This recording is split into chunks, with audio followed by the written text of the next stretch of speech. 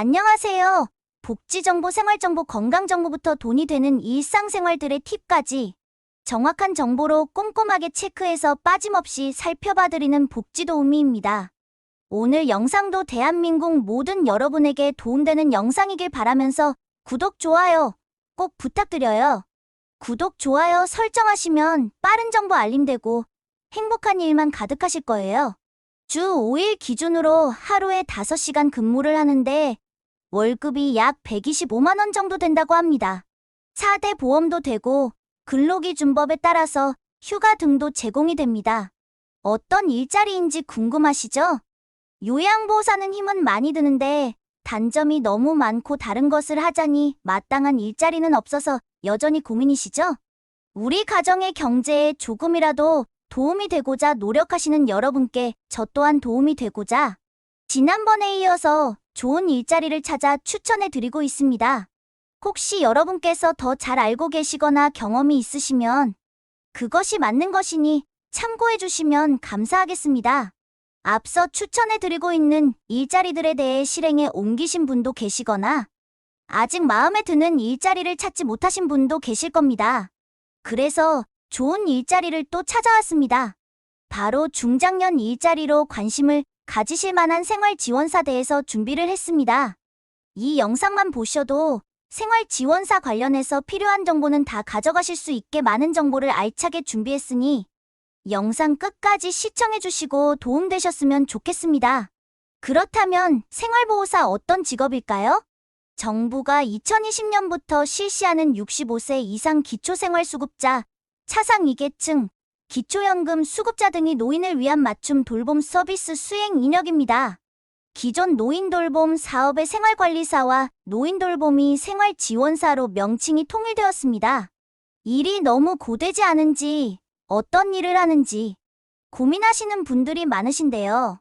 또 예를 들어서 생활지원사 하면 노인분들 케어를 한다고 하는데 혼자 움직이지도 못하는 분들 내가 가서 수발 들어야 되는 거 아닐까? 이런 걱정하시는 분들이 많으시죠? 사실상 이런 것들은 방문 요양 또는 요양보호사분들이 케어를 하는 것이고 실질적으로는 거동이나 불편한 것들은 없는 분들입니다. 아주 다양한 업무가 있는데요. 예를 들어 할아버님이 청소를 잘 안 하시는 경우 환경적으로 안 좋을 수 있으니 방문해서 청소 한 번씩 해드리는 일이 있고요. 또 식사하시는데 복지관에서 점심 식사를 받아서 드시는 분들 중 거리가 너무 멀 경우에 복지관에서 받아서 가져다 드리고 식사하시는 거 확인하면서 말동무를 해드리는 일도 있습니다. 게다가 규칙적으로 건강에는 문제 없으신지 도움이 필요하신지 방문 또는 전화로 안부를 확인합니다. 또 날씨가 좋다. 그러면 같이 산책을 하기도 합니다. 요양보호사분들이 좀 더 어려운 일을 하고 있고 생활지원사분들은 요양보호사분들과는 조금 결이 다르다고 보시면 될 것 같은데요.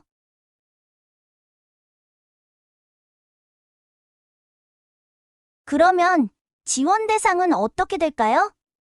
사회적으로 조금 고립되어 있는 분들이 대상이 되기 때문에 65세 이상의 독거 노인분들인 기초생활수급 대상자나 차상2계층과 같은 분들이 대상이라고 보시면 됩니다.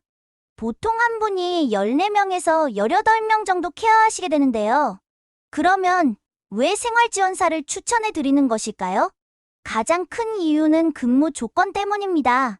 생활지원사가 주 5일 기준으로 하루에 5시간 근무를 하게 됩니다. 이렇게 짧게 근무를 하는데 월급이 약 125만 원 정도 됩니다. 좀 더 확실하게 말씀드리면 2023년 기준 월 125만 4,450원입니다. 2022년에 119만 4,470원보다 약 6만 원 정도 오른 급여인데요. 4대 보험이 포함된 금액이라고 합니다. 이 부분이 바로 추천 포인트입니다. 보통 주부분들이 많이 이걸 하시는데 스케줄로 따져 생각을 해보면 아침에 가족들의 출근, 등교를 다 시키고 나서 독거 노인분들을 케어해드리고 퇴근을 해도 2시 반 정도 되니 가족들 돌아오기 전까지 여가 시간도 좀 확보가 됩니다. 가게에 보탬이 되면서 시간도 넉넉하니 아무래도 선호를 많이 하시는 것 같은데요. 4대 보험도 되고 근로기준법에 따라서 휴가 등도 제공이 되니 추천을 하는 것 같습니다. 그렇다면 생활지원사는 쉬는 날이 어떻게 될까요? 고용노동부에 문의해보니 공휴일이나 연차 같은 것들은 기간제 상관없이 근로자 수에 따라서 결정되는데요. 5인 이상인 사업장이라면 기간을 정해놓고 계약을 한 계약직 근로자라고 하더라도 모두 다 적용된다고 합니다. 연차는 입사일 1년 미만일 때는 한 달에 하나씩 최대 11개입니다. 거기다가 이제 퇴직금까지 있다 보니 사실상 정계약이라고 보시면 됩니다. 1년 근로 계약을 하고요. 추가로 재계약을 하는 식으로 진행이 된다고 합니다. 그러면 생활지원사 지원 조건은 어떻게 될까요? 생활지원사 경우에는 지원 조건이 따로 없는데요. 실질적으로 이 일을 수행할 수 있는 정도의 역량과 의지 정도만 있으면 된다고 보시면 됩니다. 그러다 보니까 아무래도 자격증이나 경력, 학력 등 이런 것들이 없는 분들도 지원을 하는 것이 가능하기 때문에 지원자의 폭이 좀 넓다고 보시면 되는데요. 지원 조건은 없어도 우대 조건이 있습니다. 그러면 우대 조건은 어떤 것이 있을까요? 대표적으로 요양보호사 자격증이나 사회복지사 자격증을 가지고 있는 분들 같은 경우에는 우선적으로 우대가 되고요. 그 다음으로 우대 조건을 보면 컴퓨터 활용을 할 수 있는 능력이 좀 되거나 운전을 할 수 있는 분들이 우대가 됩니다. 또 노인 돌봄과 관련되어 있는 업무를 했던 경력이 있는 경우에 조금 우대가 된다고 합니다. 채용에 있어서 도움이 되는 것을 확인할 때는 두 가지 정도를 확인을 해보면 되는데요. 애초에 우대 조건이 발표가 되는 곳이 있고 실제로 채용하는 곳에서 우리는 이런 게 있으면 더 우대를 하겠다 라고 추가하는 내용들이 있습니다. 근데 요양보호사나 사회복지사 같은 경우에는 애초에 보건복지부에서 사업 발표를 할 때 우대 조건에 넣어서 발표를 했습니다. 예를 들어서 컴퓨터 활용 능력이나 아니면 운전면허 자격증 같은 경우에 채용 공고를 확인해보면 상당히 많은 기관에서 이것을 우대 조건으로 넣었습니다. 그리고 경력자 같은 경우에도 마찬가지로 상당히 많은 기관에서 우대 조건으로 넣었습니다. 만약에 가족이 생활지원사를 하려고 하는데 어떤 거를 준비하면 좀 도움이 될까요? 라고 물어본다면 사회복지사 자격증을 취득하라고 얘기를 할 것 같습니다. 아무래도 하는 업무 자체가 복지에 관련된 일이라서 그렇습니다. 그럼 가장 중요한 신청 방법은 어떻게 될까요? 신청 방법 및 모집 채용 정보는 연말연시에 모집 공고가 많이 나오는 편이며 중간중간 충원 공고가 나오므로 사회복지관이나 노인복지관 홈페이지를 확인하시는 것이 좋습니다. 특히 채용 공고가 뜨는 복지넷, 워크넷 홈페이지를 꼭 기억해 두시면 좋은데요.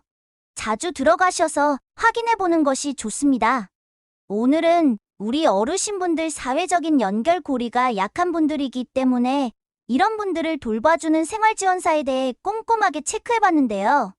방치되고 고립되면 건강을 잃고 요양으로 넘어가기 때문에 계속 건강하게 케어해 드릴 생활지원사에 대해 알아보았습니다. 오늘도 좋은 정보가 되셨다면 힘이 되는 구독과 좋아요 꼭 부탁드리고요. 유익한 영상이었다면 주변에도 많은 공유 부탁드려요. 행복한 하루 되세요.